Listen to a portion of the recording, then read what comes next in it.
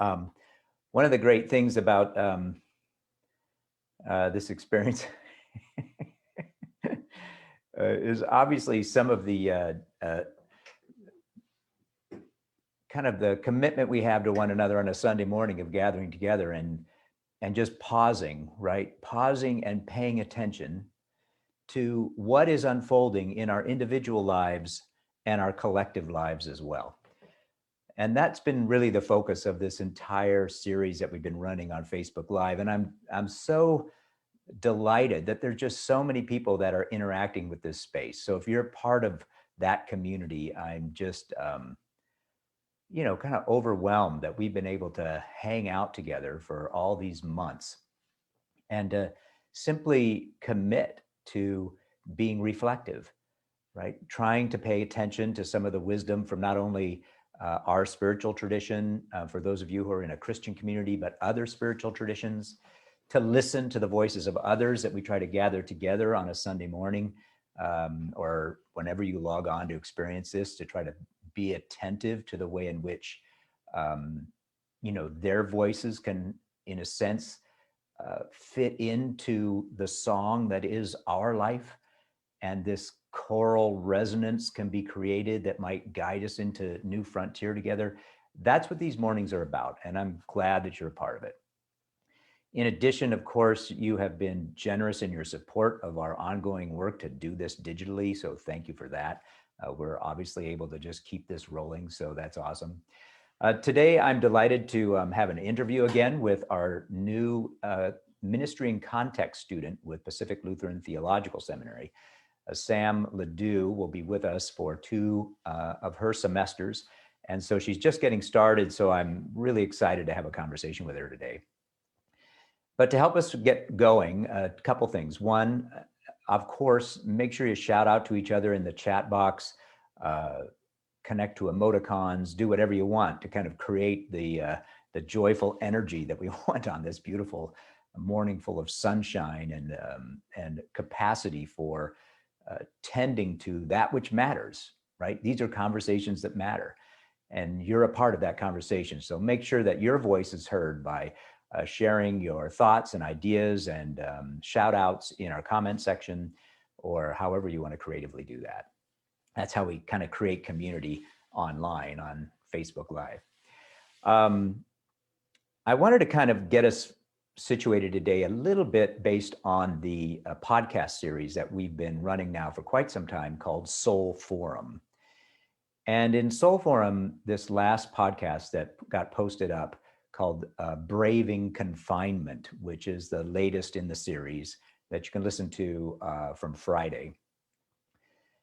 Portia talks a lot about intersectionality, interconnectedness kind of, but she has these technical terms that she uses to help us think about the way in which our social location, where we were brought up, who we are, how we experience life, how we give expression to life, how all those things kind of intersect with each other, and the messiness of all that, but how that has a pretty heavy impact on who we are. And it hit me as I was listening to that, and I would encourage you to listen to it, that really this time of pandemic, as much as we've been pushed into our own private spaces in order to preserve both individual and communal health.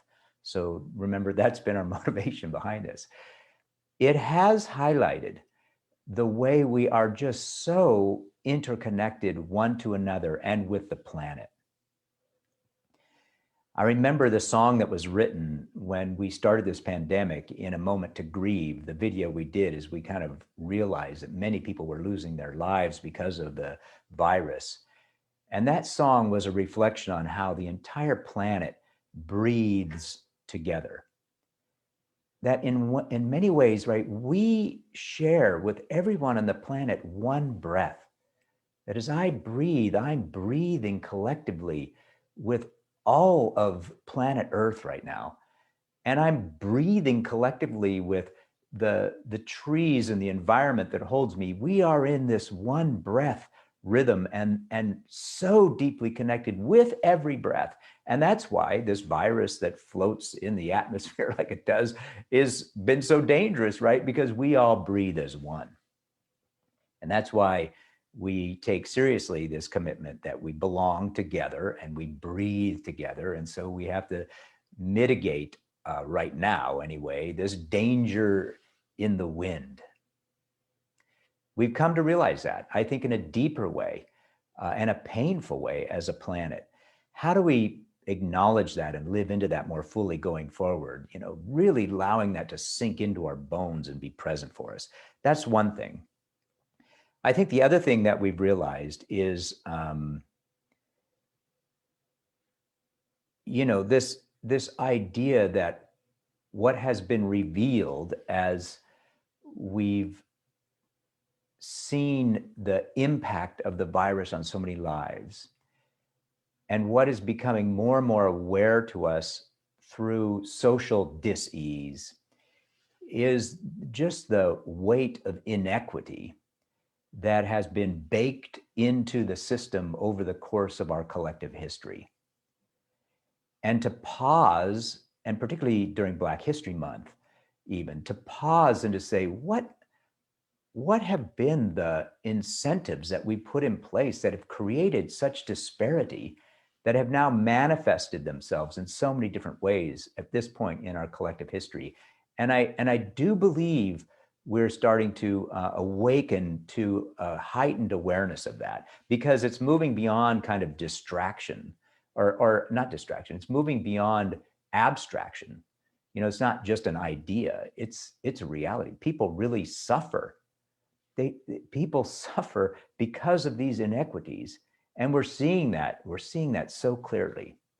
And then, of course, the same is true in our natural world as well. We're seeing the impact of our lifestyle more clearly as we faced the global environmental crisis in more and more serious ways, both as a state and across the planet. So this is an opportunity for a new level of consciousness about that stuff. And so today in this conversation, I want to have with Sam, I want to explore with her sort of kind of the ways in which she sees these kind of intersecting places in her vision for her own call to enter into this kind of work, to be someone who hosts a spiritual community or is present for a spiritual community as a guide. We used to call them pastors, but now that job is way more complex than it used to be. So how is she starting to imagine that? So Sam LaRue is on the line. I'm going to welcome her to the conversation, and I am delighted to have you meet her. I've got some questions lined up for her, and I'm hoping that just this conversation simply allows for some reflection on your part, for you to think about how does your spiritual life or your sacred life or your religious life take into consideration all of the intersections that come together to, in a sense, create the life that you're in the middle of right now. And if you're attending to all those intersections and which one draws you most closely into life, I think that's the invitation, the calling, the drive of where you place your energies at this time, your energies to bring about a more robust common life together, or a more robust, equitable life together. That's where your energy should go. So we'll see what she has to say about that as we get in conversation with her. I can guarantee she's thoughtful, so hopefully it'll get us in the right direction. So let me welcome Sam LaRue to our conversation.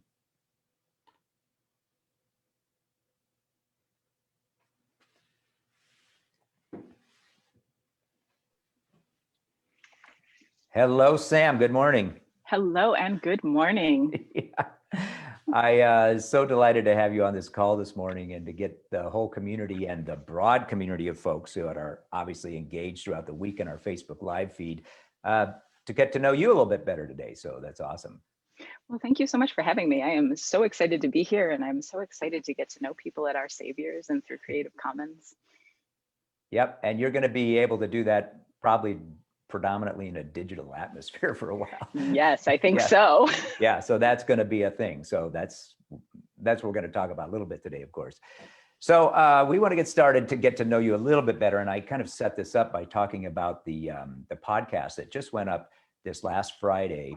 And the gal who ran that podcast, Portia, had an interview with a woman on kind of the way in which social location and intersectionality play out. And those are kind of abstract theories, right? But what it struck me is that all of us derive our identity from all the places and moments and experiences, obviously, that shape who we are. And Yes. so I think by way of introduction, it would be fun to kind of hear you talk a little bit about, if you can think about something in your past as you were growing up that, was an experience or a moment in life that you think still has residual power in your life today. Maybe give us a little snapshot into who Sam was as she moved her way through life into this place you are now, by kind of reflecting back on some moment that we can kind of travel back in time with you and experience as Sure. well this morning. Of course. The first one that comes to mind actually is the story that led me to this place. It is a Mm. very winding story, so I will just tell the very, very beginnings of what would eventually become Here and Now. So at about 8 years old, I was a girl in upstate New York, in a very small town in upstate New York. And my father was a public school teacher. My mom was a stay-at-home mom. She had me and a younger sister. And I was a very independent child. I felt very strongly that if I wanted to do it, I was going to do it. My parents both worked really hard to bring me up in an environment, despite being in an environment that was very conservative in a lot of, I think, what we'd call traditional ways, perhaps. My parents worked really hard to bring me up in a space where gender didn't really play a role in the actions and identities that you take on. Hmm. So that was a wonderful thing. And it was all fine and dandy. And Sam had lots of friends and rode her bike and whatnot. And eventually Easter Sunday rolls around at about 8 years old. And Dad's cousins come down the hill, and I refer to them as Aunt Sis and Aunt Sandy, and they bring chocolate. So I'm already all ears. And they say to my parents, my mother's Roman Catholic, my father was Methodist, they say, "Now, aren't you supposed to be bringing the girls up Catholic?" And my parents shift uncomfortably in their chairs.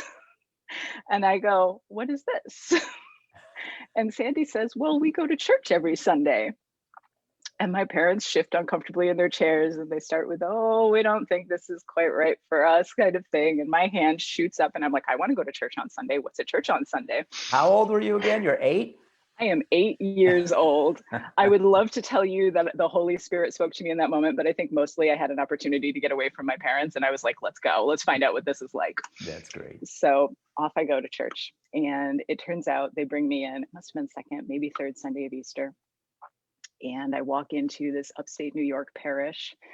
And you walk up the stairs into the sanctuary, and I sit down in these pews, and there's this blue hymnal, and it's paperback, and I'm flipping through it, trying to make sense of these wild numbers, because hymnals are kind of a strange experience if you do not understand how they're built.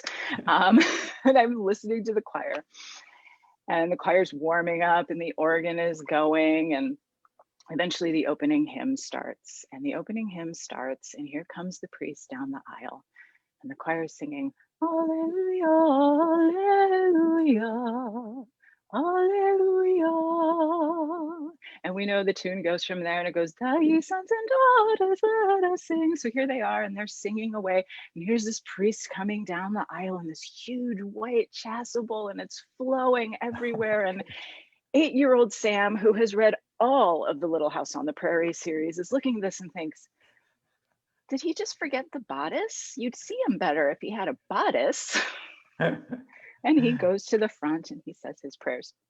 And I spend this service flipping through this book, desperately looking for this first song they sang, because it was like the most beautiful thing I'd ever heard. And nothing else really stuck out to me until we got to communion. And it wasn't necessarily the prayer, the words themselves, but there was a distinct moment where this priest is holding a cup in one hand and there's bread in the other hand. And he says, "This is my body broken for you. This is my blood shed for you." And we begin to sing the Lamb of God, and you feel everybody in the space lean in. Mm. You feel everybody in the space lean into each other. And I just remember sitting there and thinking, I need to do this. This is what I need to do. This is Mm. where life is. This is life. So they send me off to First Communion classes, and I come out of First Communion one afternoon and I announce to Sis and Sandy, "I'm going to be a priest when I grow up." So That's here's the awesome. problem. I'm Roman Catholic. And they Yes. say to me, maybe a nun. A nun might be a better choice. To which I Uh, say, well, do nuns do what priests do? Well, no, they don't. Well, then why would I be a nun? And that was the beginning of Sam finding out that gender matters in some mm, spaces. yeah, very true. And it became a life story. From that point forward, it became, well, I loved the music. So I started really diving into music, and that turned me into a really strong singer. I started taking voice lessons at about 13, 14 years old, and I became an Mm. opera singer. At 17, I was asked to music direct for that same home parish. So I took that Oh, on. wow. Yeah, I ended up going to Tanglewood Institute and spending a summer there and studying with people like Phyllis Curtin. It was an amazing experience. I was one of the first people in my high school to like audition and be accepted into major conservatories, Boston Conservatory being one of them. Didn't end up going because upstate New York town and people just don't have those kinds of funds. So I ended up going Yeah. to SUNY Binghamton.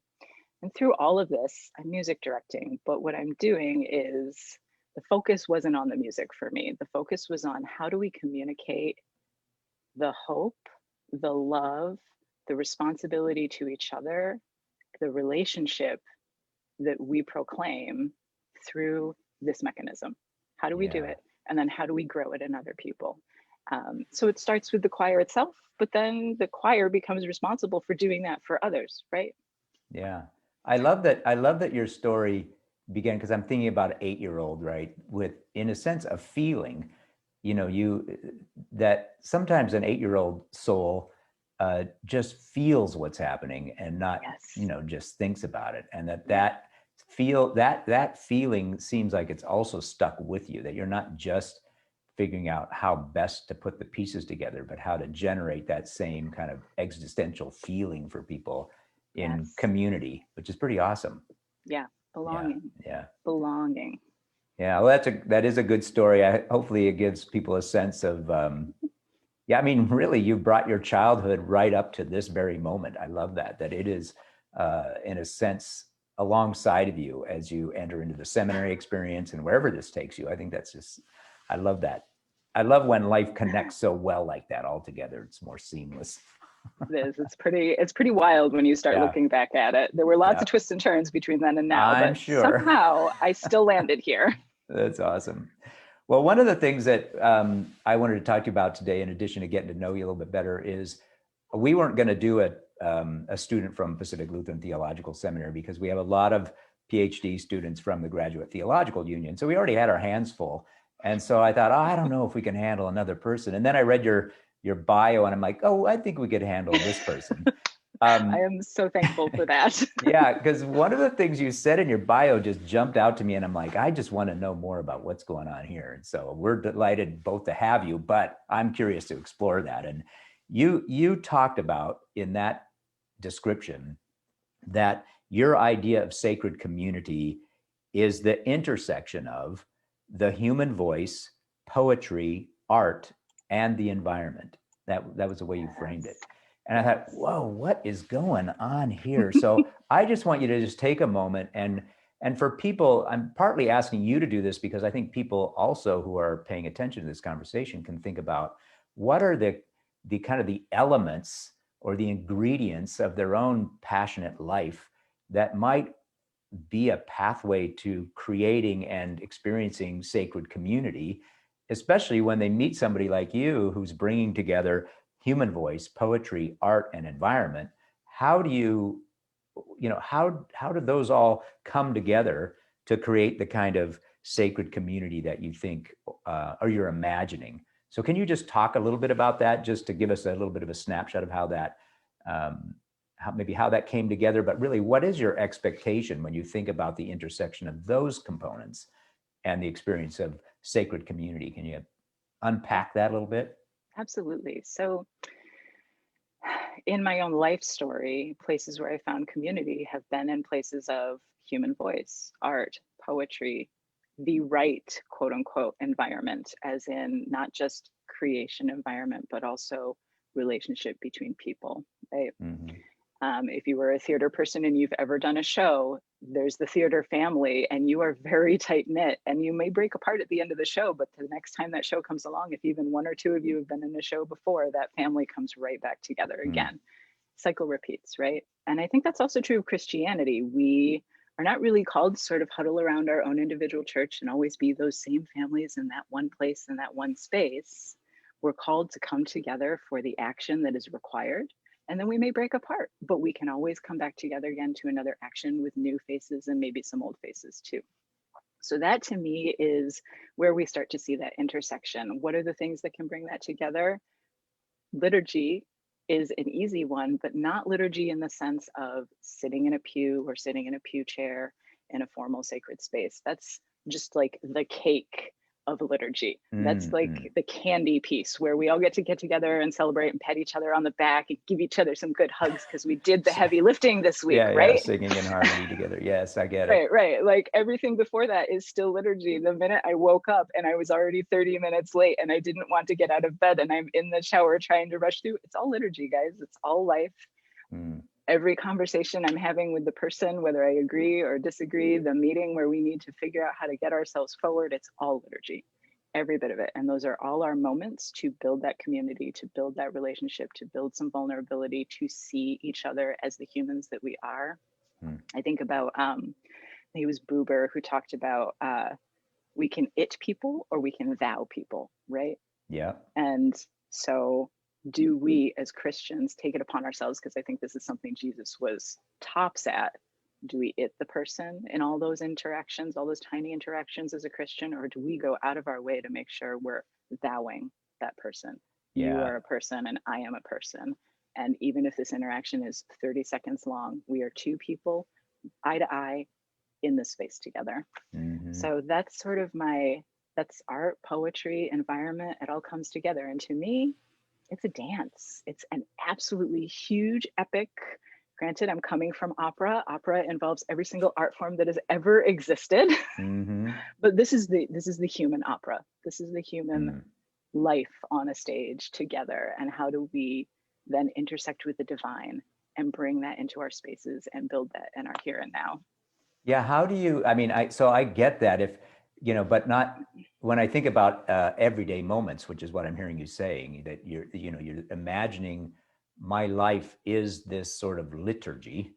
It is an expression of voice that has some intentionality about creating the kind of community that I long to see, or that I am inspired by in the life and teachings of Jesus, or the teachings of Martin Buber, where it is transformed into thou, and I'm holding everybody in that kind of beautiful space of all that they might become.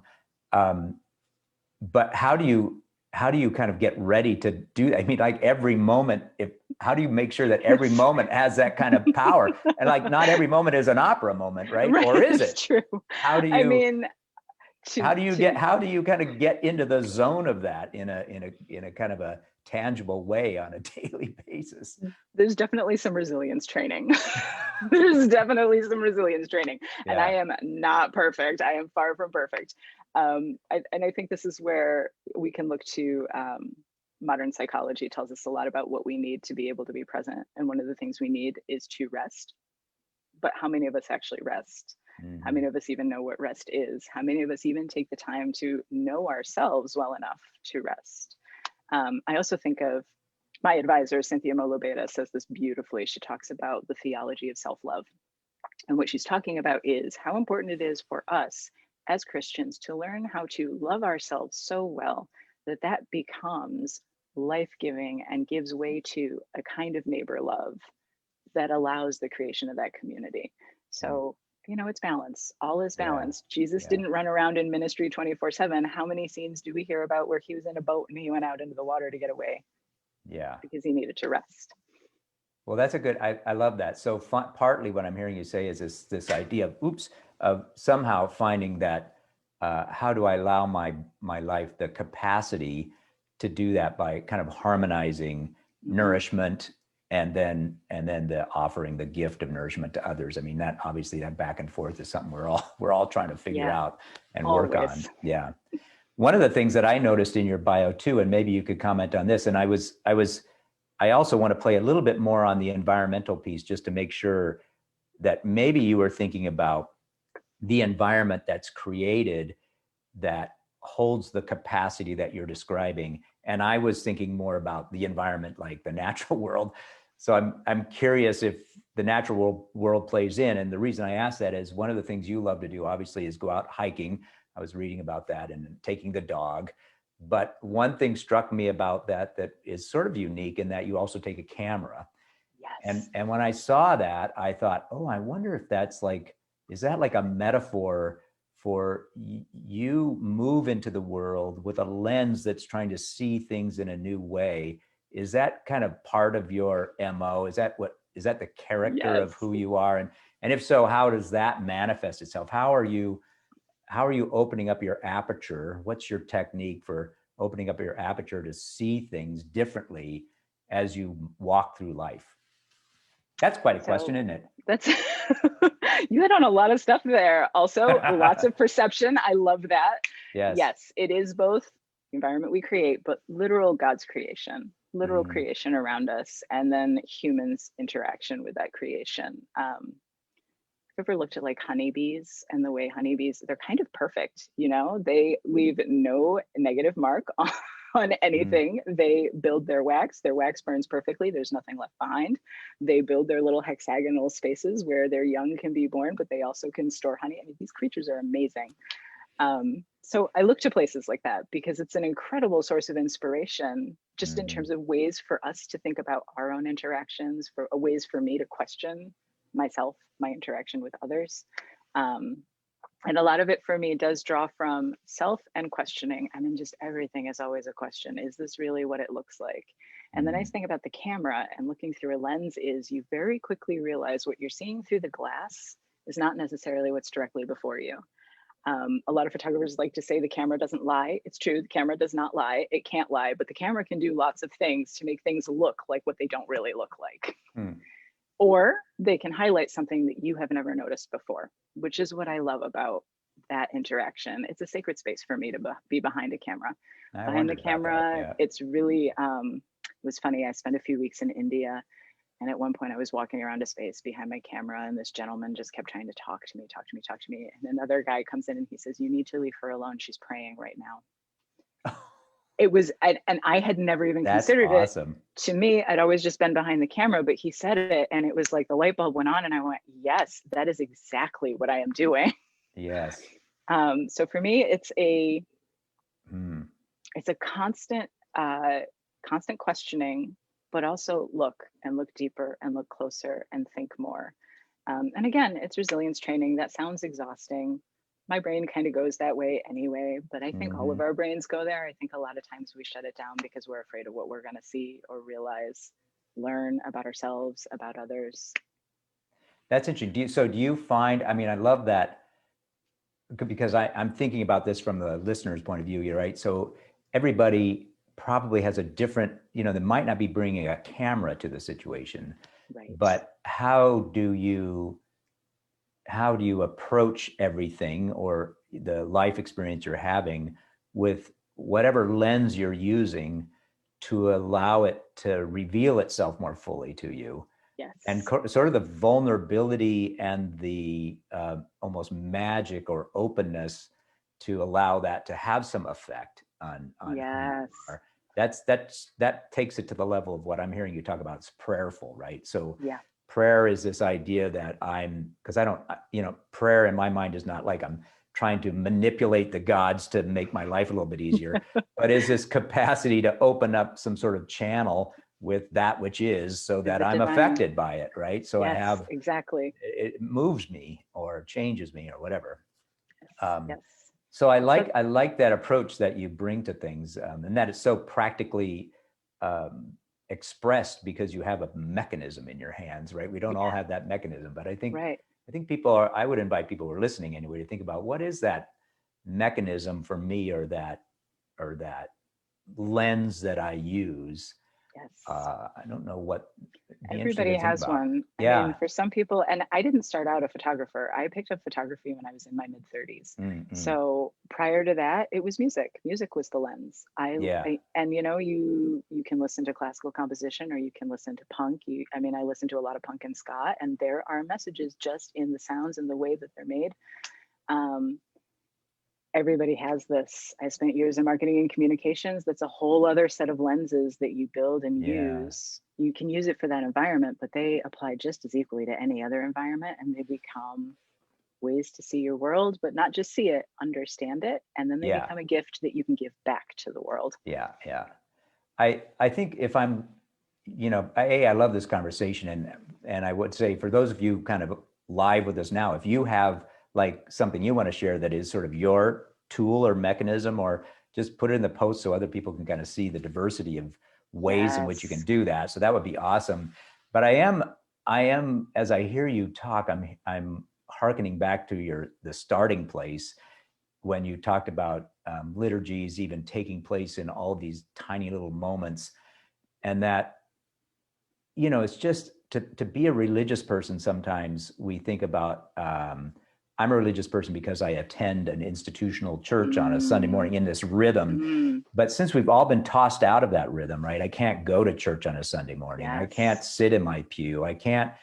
And maybe it's a gift to all of us that we're all having to figure out, well, what are the tools or the places or the experiences I compile together to keep the vibrancy of my religious experience kind of ever present. And Yes.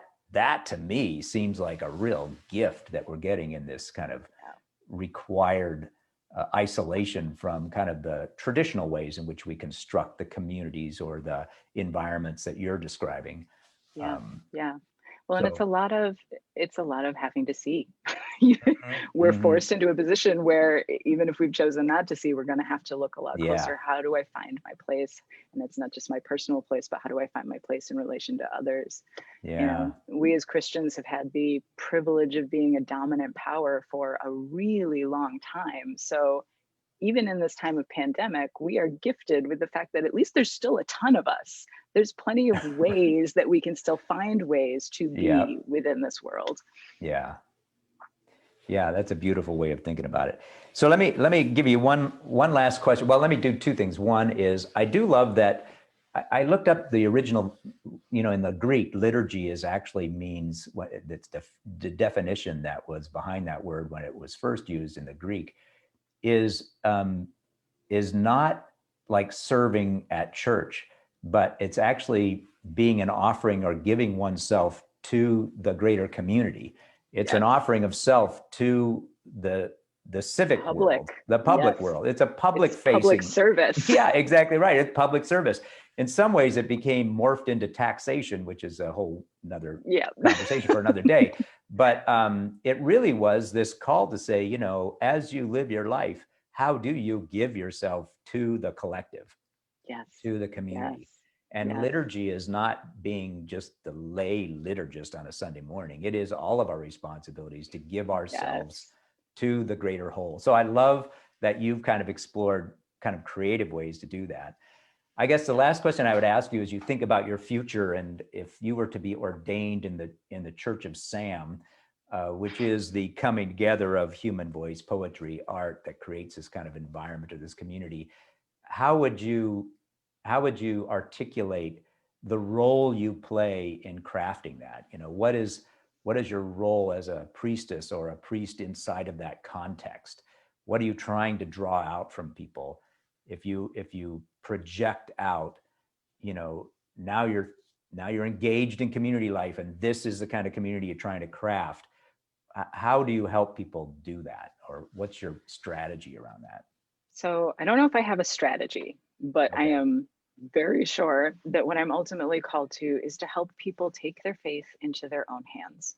Because I Mm, think we have a model right now where a lot of us sort of grow up believing that it's the pastor's job, or I grew up Roman Catholic, so it was the priest's job. And then you mhm, see people like turning priests and pastors and religious people into not human anymore. Now all of a sudden they're like quasi divine. Um, we are all this person. We are all a priesthood. We all have that divine spark in us. And every single one of us is being called. And I think maybe the biggest tragedy of Christianity is that somehow we've betrayed this. Somehow mhm. we've broken this piece of the truth, which is every one of us has this. Every one of us is capable. We just need to find that connection within ourselves. And then we need to be able to take the step forward to bring it into the world to other people. So for me, helping people find that, because I think to me that automatically builds some vulnerability, it automatically builds some community, but more importantly, I think it brings the kingdom of God to the space here and now. I think that's Mm. really what we're asked to do. Yeah, that's awesome. I love that. Well, you get your work cut out for you, first off. Yeah, I love it. I love it because it resonates with that whole notion when Jesus was, talking to his disciples, says, "Look, the kingdom of heaven is like at hand, right? It's in Yes. this, it is in Mm-hmm. this capacity of this moment that we collectively hold. It's not off. It's not behind us. Exactly. We're not inheriting it. Right. It's in this. It's happening. It's happening now. And I there's a certain energy to that we've, like you just described, sort of dismissed to say, well, Pastor Dan or Pastor Sam, somebody else is doing this for us. Yeah. No, no, no. It's actually, if you have eyes to see or a lens to open up or an aperture to widen, it's actually happening right now, right? Yeah. So how do Here you and now. live into that more Yep. fully? Yep. Wow. Well, Sam, thank you, for obviously sharing some time with us this morning, but also you're with us for a couple of semesters. You're also co-teaching the class we're leading on Thursday, I'm sorry, at 11. So that's Yep. going to be exciting to see what wisdom you bring to that conversation, along with the wisdom of others. Um, and so for many of you who are part of this community, you'll see Sam in and out of stuff, obviously, as she's kind of learning and growing and experiencing new things in our community. But make sure you reach out to her. I'm not sure we posted your email address, but we'll figure out a way for people to say hi and do a shout out to you as you start to, Okay. sink in a little deeper to our common life together. That All sounds right. great. All right, Sam, thanks for being a part of this conversation. And thanks everybody for kind of chilling out with us. We'll let Sam go and kind of wrap up this morning. Thanks, Sam, for being here. Thank Any you. final words you have to say before I whisk you Just off of the Zoom call? just that I'm so excited to get to know everybody. And Dan, thank you so much for bringing me on. This is such a gift. And I 100%, that is the Holy Spirit in motion right there. All right. Let's keep that up. Let's see how long we can keep that going. Okay. Thank you All so right. much. All right. Take care, Happy Sam. Sunday. All right. Bye-bye. Wow. Well, that's great. I am so delighted that you get to experience Sam and what she's going to bring to the table. As I get older and older, I have to admit I'm constantly on the lookout for, where are the new, fresh voices that are going to craft, our collective religious trajectory. And, I've done my part for years and years and years now. And yet I know deep down in my bones that God is still like exploding into our reality. And who are the people that can help us kind of navigate that beautiful unfolding or that explosion or that creative power and energy? Well, clearly the generations coming are the ones who need to be our spirit guides into that. And so being able to spend time with people like the graduate students at the GTU or Sam from Pacific Lutheran and allowing them some space in our collective community is just one of the rich ways we can tap into that um, kind of ongoing expression of spirit in our time. So even though, obviously we're responsible for doing that, but it's just so beautiful to be able to collaborate with people to do that as well. So I'm so excited that she was able to be a part of our conversation this morning. I'm going to give you a moment to pause. I'm going to try to integrate Martin's music today into our time together. And I've always struggled to do this, but this piece that Martin's bringing today is called, it's about giving oneself as an offering.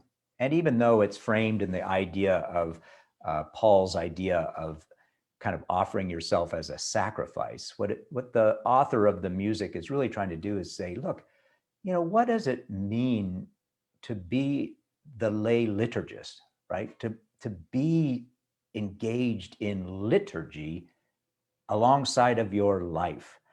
Liturgy, from the original Greek word, that I am offering my life in a sense in servanthood to all of life, not just my clan, not just my own personal trajectory, not just my neighbor, but to the big enchilada, right? How do I give myself to that? Now I know we all have to still make a living and raise kids and do all that stuff, but we can chew gum and walk at the same time, right? There can be ways in which we're also giving our lives as an offering. So as Martin shares this music with you this morning, I'm just going to invite you to think about, how can you spend a moment reflecting on what Sam was bringing up about what is the way in which I am present for world that in my life's trajectory is allowing me to give expression to being there for it, for all of it, turning my relationship to the world from a, well, it's out there, it's something, to a thou, Martin Buber's idea of everything is a sacred gift that I'm engaged in. Let's lift it up and acknowledge that. So enjoy this piece of music. I'm going to share it with you now, I hope.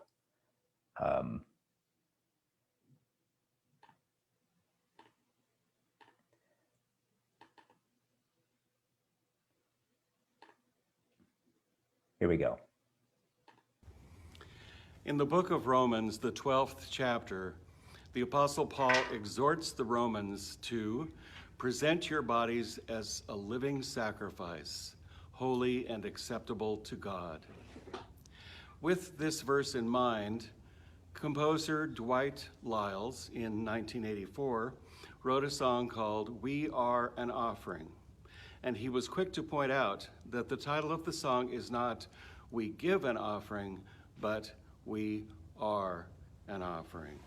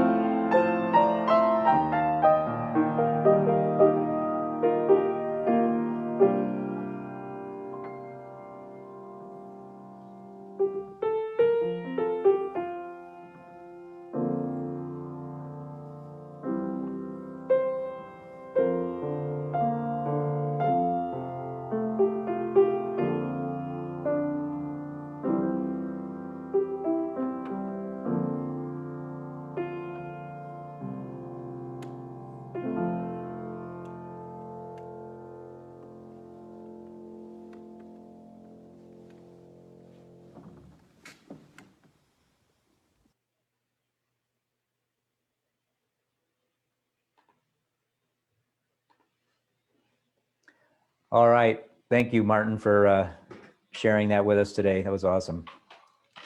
So just to wrap up today, we've been together for quite a while here today, and I think some really awesome conversation and music to help connect us to the theme for today. How do we acknowledge the way in which all of life is this invitation to tend to the intersections of so many different factors that come into play that create who we are and who we are together? And how are we present for those intersections in a way that allows our full expression of spirit or soul to manifest itself through what we might think of as the arts of our own life, right? The articulation of our own voice, our skills, our talents. That really is the invitation to lean into this collective experience.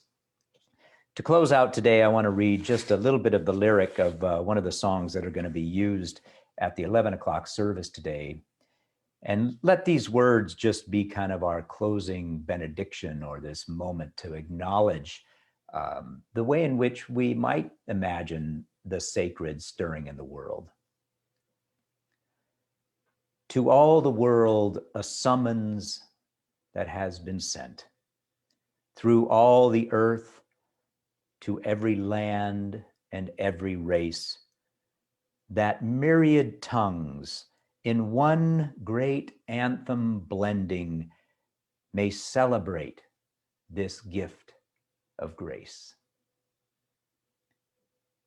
Through all the earth, to every land and race, that myriad tongues in one great anthem blending may celebrate this gift of grace.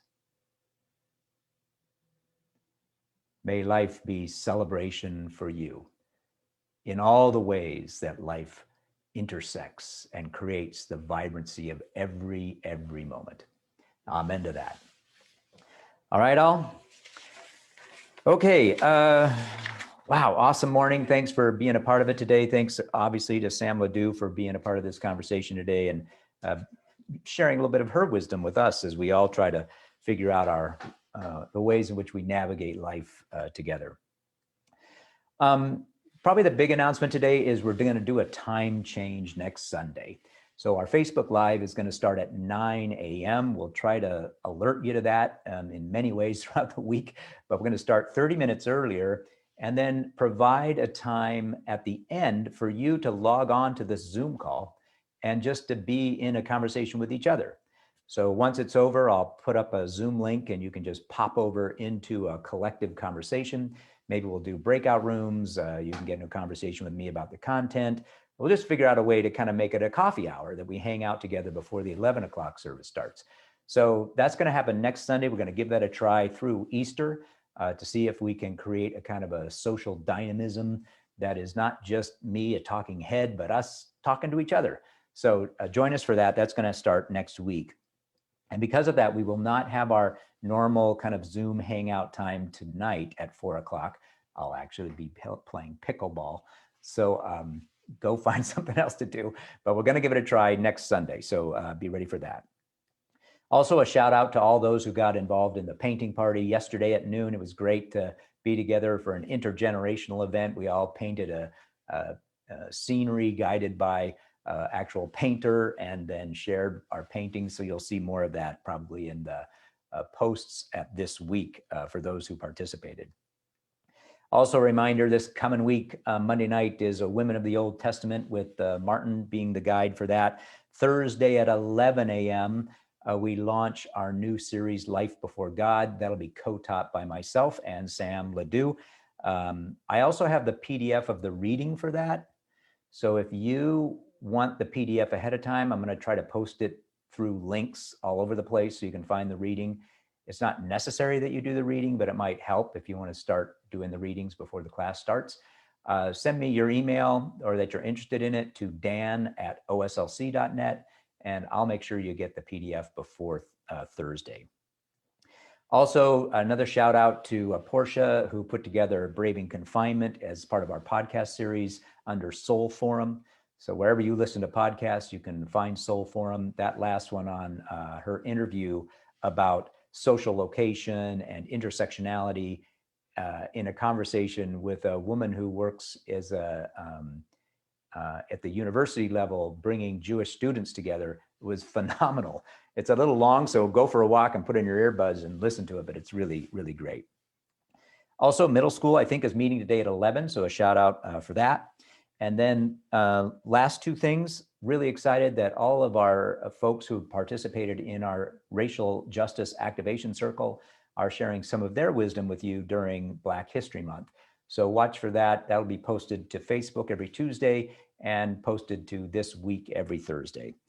Nice way for you to see what they learned and to learn from their experience. And then lastly, we do have an Ashless Wednesday service coming up, Ash Wednesday, 7:30. I didn't write down the date, so I think that's coming up, not this week, but the following week, 7:30 on a Wednesday. And it's kind of a traditional Lutheran style experience using the liturgy that's written in the ELW for that experience. But for those of you who find that experience meaningful and placed inside the context of kind of traditional Lutheran language, feel free to join us live for a Facebook event for a Ashless Wednesday. All right. Okay, that's it. That's all I've got for now, everybody. Thanks for being a part of this morning. Love having you in the conversation and reading all the posts that you put along the way. Have a beautiful week, and we'll see those of you who are driving down to join us for the drive-in service at 11 o'clock. Be well, and thanks for being a part of the journey.